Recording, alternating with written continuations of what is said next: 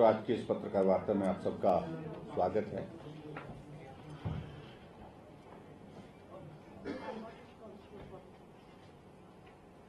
लोकतंत्र का महापर्व लोकसभा का चुनाव संपन्न हुआ, परिणाम हमारे सामने आ चुके हैं। मैं हिमाचल प्रदेश की समस्त जनता का हृदय से आभार व्यक्त करना चाहूंगा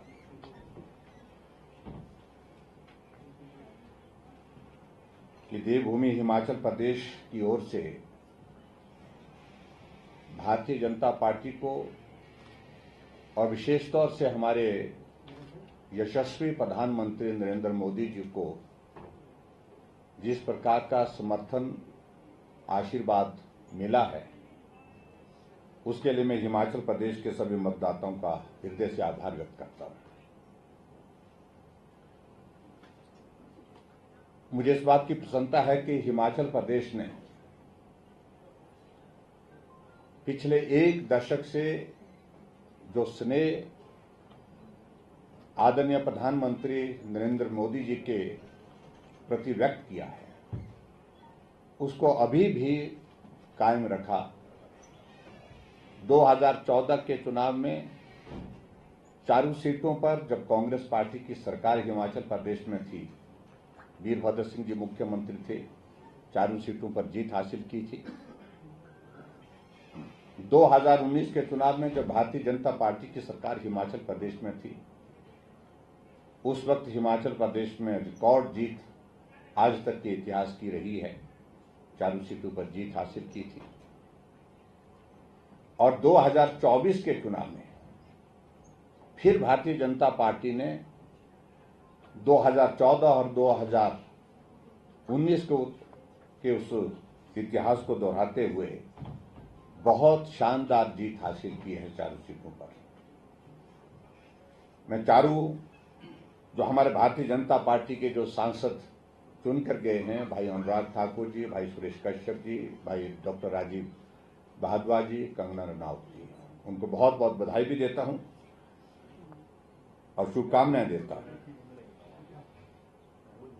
मित्रों, मैं ये कहना चाहूंगा कि लोकसभा के चुनाव में भारतीय जनता पार्टी ने 56.29% जो है वो वोट हासिल किया हिमाचल प्रदेश में,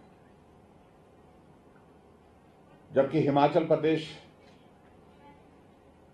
ऐसा एक राज्य है जहां कांग्रेस पार्टी की सत्ता है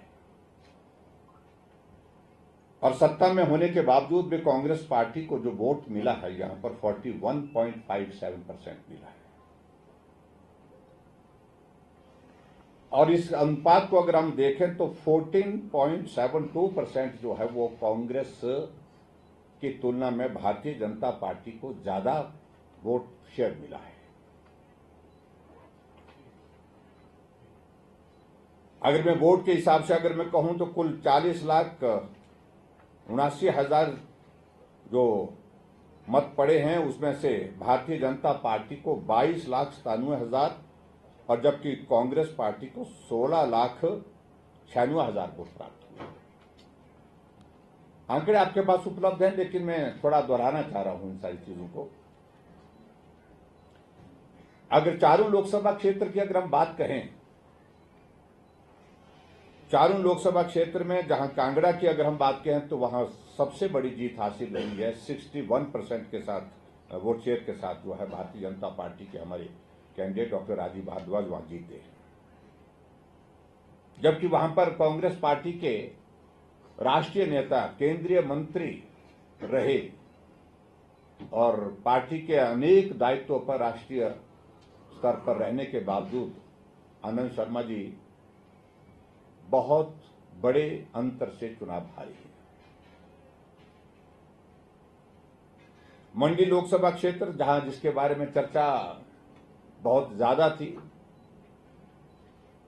और हम इस बात को बार बार कहने की कोशिश कर रहे थे, लेकिन विश्वास नहीं हो पा रहा था लोगों को, आप शायद मीडिया के साथियों को भी, सभी पूछते थे मंडी में क्या होगा। मंडी हमने कहा था कि ठीक ही होगा, लेकिन मुझे इस बात की खुशी है कि मंडी से कंगना रनौत जी 53% वोट लेकर के वो जीती है।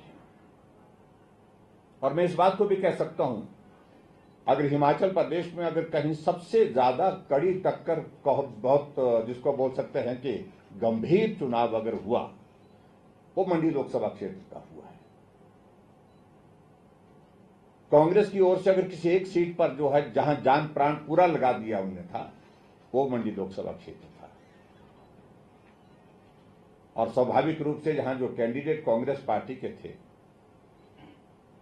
उनका एक क्षेत्र में पर्टिकुलरली एक वोट है जो उनकी रियासत का हिस्सा रहा है, वहां से उनको सपोर्ट मिला भी। लेकिन उसके बावजूद भी मैं ये कहूंगा, मंडी में शानदार जीत भारतीय जनता पार्टी की हुई है, ये भी मैं आपके बीच में कहना चाहता हूं।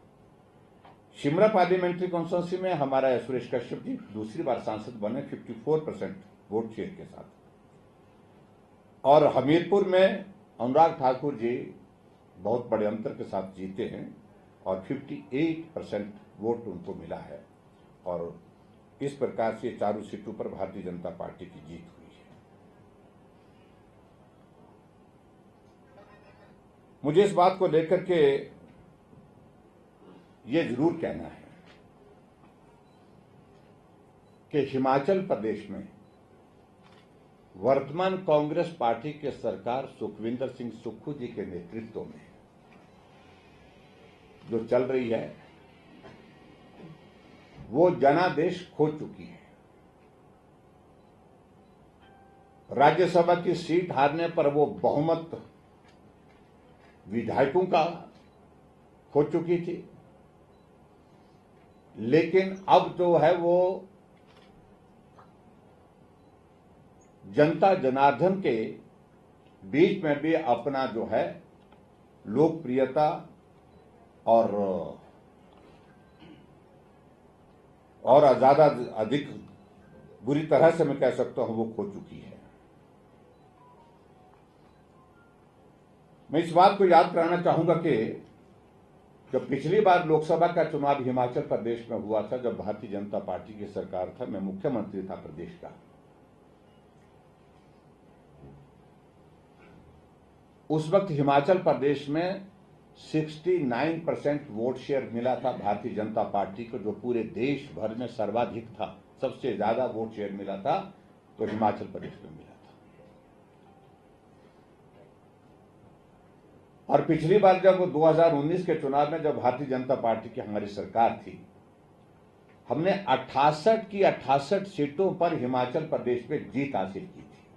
वो भी एक इतिहास है जो ना कांग्रेस की सरकार में कभी हुआ और ना ही भारतीय जनता पार्टी की सरकार में कभी हुआ था।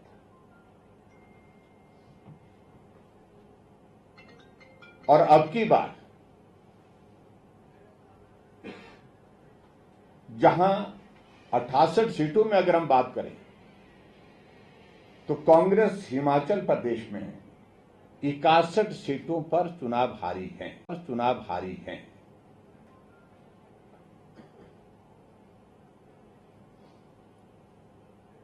और यहां तक के मुख्यमंत्री महोदय जी जिस विधानसभा क्षेत्र से विधायक हैं, नादौन विधानसभा क्षेत्र से,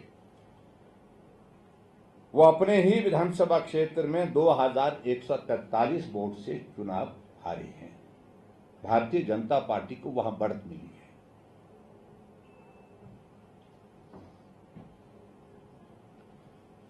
और उसी प्रकार से अगर मैं बात कहूं,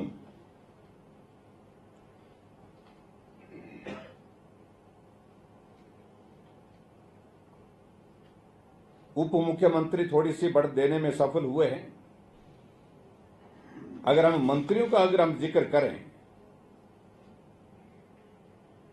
तो मंत्रियों में अधिकांश मंत्री जो है इनके चुनाव अपने अपने विधानसभा क्षेत्र में हारे हैं। लोकसभा के चुनाव में 8 मंत्री जो 10 कुल मिलाकर के 10 मंत्री जो है वो चुनाव हारे हैं।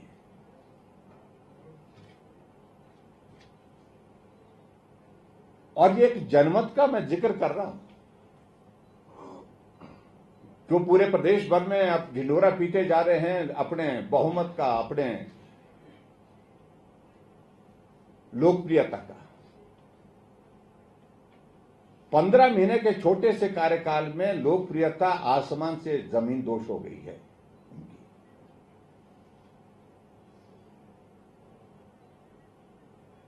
हिमाचल प्रदेश में जहां 6 उपचुनाव थे, 6 उपचुनाव में से हम 2 जगह जीतने में सफल हुए हैं, बक्सर और धर्मशाला में। और शायद कांग्रेस पार्टी इसी का आनंद ले रही है। मैं देख रहा था कि जश्न मनाया जा रहा था कि सरकार बच गई।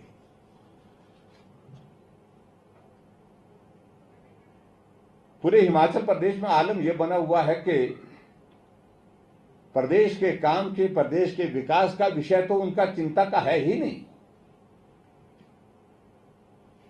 उनका चिंता का विषय सिर्फ अगर है तो वो सिर्फ एक ही है, वो है सरकार कैसे बचाई जा सके और सुखू जी के लिए कुर्सी कैसे बचाई जा सके। पूरी ताकत इसी पर लगी है।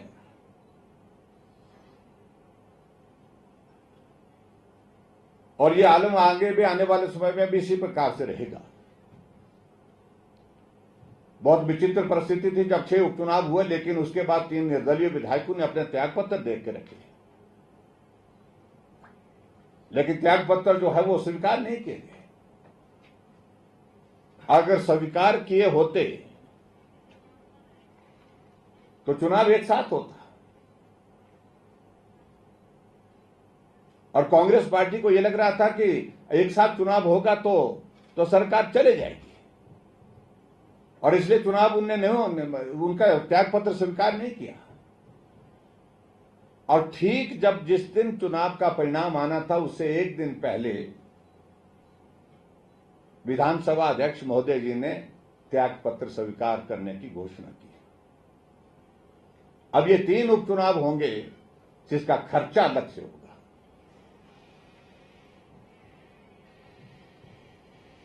और 3 उपचुनाव में खर्चा जो है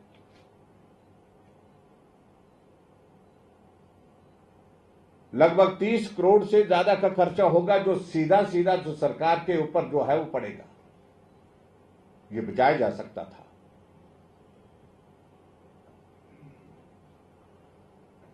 उसका दोषी कौन है? जानबूझ करके सरकार बचाने के लिए, सरकार के लिए इस प्रकार से यह फैसला लिया गया कि ये चुनाव एक साथ नहीं होने चाहिए। चुनाव आज हो चाहे कल हो, परिणाम मुझे लगता है कि बहुत प्रभावित नहीं होगा। परिणाम आएगा और सरकार फिर संकट में होगी। अभी टेक्निकल ग्राउंड पर सरकार चल रही है, और जहां जनता का जो जनादेश है वो सरकार के खिलाफ आ गया है।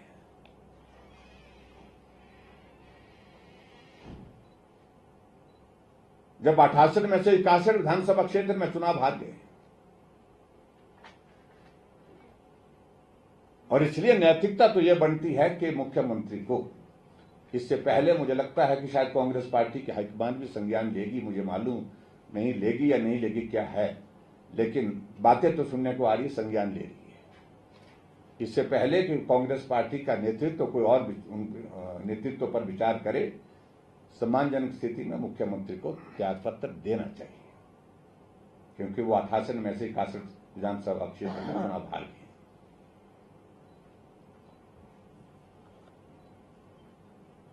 और सबसे बड़ी बात तो यह है कि अपने विधानसभा क्षेत्र में चुनाव हार गए।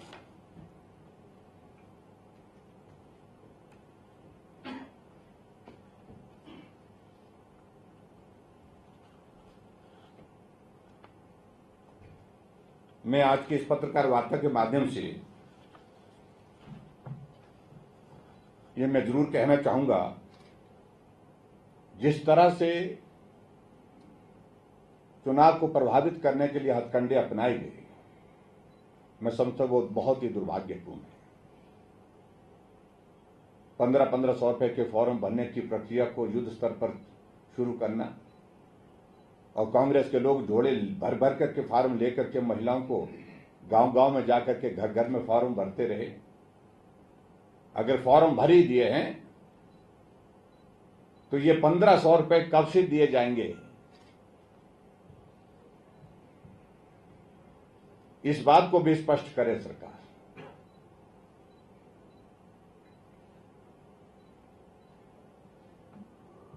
और जिस तरह से कर्मचारियों के ऊपर दबाव डाला गया हुआ था,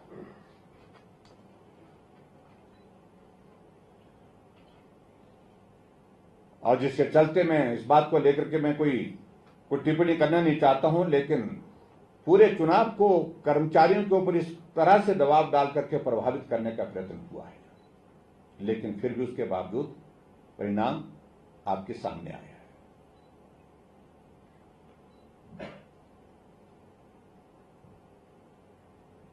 हिमाचल प्रदेश में मैं कांग्रेस की सरकार के संदर्भ में मैं सिर्फ इतना ही कहना चाह रहा हूं, क्योंकि आप में से मुझे लगता है कि पत्रकार मित्र हमारे यहाँ पूछेंगे हमसे कि भी 4 तारीख का जिक्र किया था, हमने कहा कि भी सरकार 1 नहीं 2 बनेगी। इसमें थोड़ा सा समय लग सकता है, लेकिन संभावनाएं समाप्त नहीं हुई है, क्योंकि सीपीएस का जजमेंट जो है रिजर्व हुआ पड़ा है 6 विधायकों का, जो आना ही आना है। मैं उम्मीद करता हूं जैसे ही कोर्ट खुलेंगे हिमाचल प्रदेश में, उसके बाद वो जजमेंट भी आएगी तो सरकार फिर संकट में होगी। ये आप मान करके चलिए।